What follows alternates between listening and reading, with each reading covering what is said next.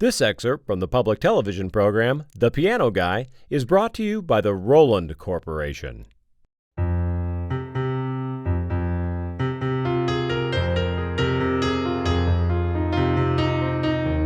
In this segment, we'd like to work through a great tune that was written by Horace Silver called Song for My Father. Even if you don't know the title, I bet you'll recognize it once we start playing it. And to work through it, I need to introduce my good friend, David Benoit. Hi, David. Scott. How are you? Good. How are you? Doing very well. Good. This one, you said you played this when you were a kid, huh? Or Yeah. this is one you heard, and this was something you kind of got started on, huh? It was. I heard this on the radio back when, jazz wasn't so segmented back then. It was just all, jazz was smooth jazz and contemporary jazz and bebop and everything. Right. So there was a great station in LA called KBCA. Yeah. And they played what I call the funky jazz, Okay. which was a Horace Silver and Vince Guaraldi and Ramsey Lewis. And I heard this song and I said, wow, it was right when I was learning how to play the piano. So I learned it by ear in the wrong key. No, just tried. You sat down one time and did it. You didn't have the recording. I didn't have the recording or anything. I was just trying to remember it. I did something that wasn't even really faithful to the tune. So when I finally recorded it on Heroes, because I had to include Horace as one of my heroes, then I had to go back to I actually bought the sheet music. And it was, it's in F minor. All these years I was playing the wrong key. So I had it's not really the wrong key. There's not a right or wrong. There's no right. That's just true. The recorded key. Yeah, in jazz, that's true. There is no really right and wrong key. Yeah. Now, tell me when you first started playing piano, how it all got going.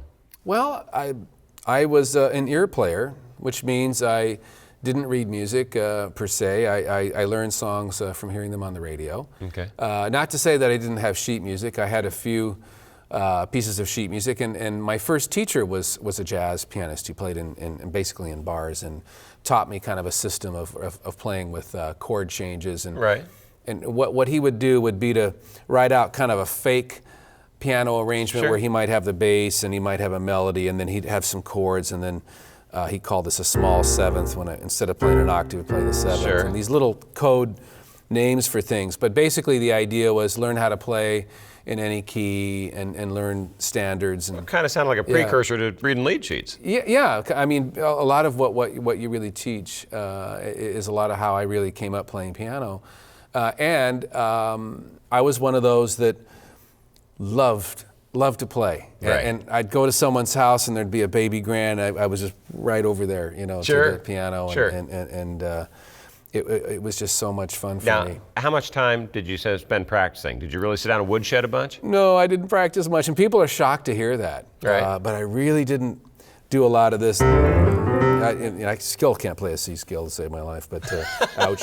But and of course later on I have studied classical piano and technique, but in the early days it was just at the piano all the time. So you're playing a lot. Just playing a lot and discovering things and goofing around on it, and just like this incredible world was here. And I talk about that being quality seat time, I call that, Sometimes I think you can really, you can just knock your head against a wall trying to practice things. I say, what, I'd rather play than practice. Yeah. And, at the end result, it's going to get you the same spot. But, if you can really spend some quality seat time hammering through stuff that you enjoy, then you kind of have these bursts of, wow, I'm finally getting this underhand, which is great. Not that I'm anti-practice, but sometimes I think it's just kind of a different focus. Yeah. Instead of sitting down with this, I've got to play X number of minutes. It's like, no. Sit down and enjoy the time at the piano you have and do it that that's way. the idea. Yeah, my daughter's taking Suzuki violin lessons. Right. And so she's in book 3 now, and all the piano accompaniments are all written out note for note. And some of them, I really had to sit and practice.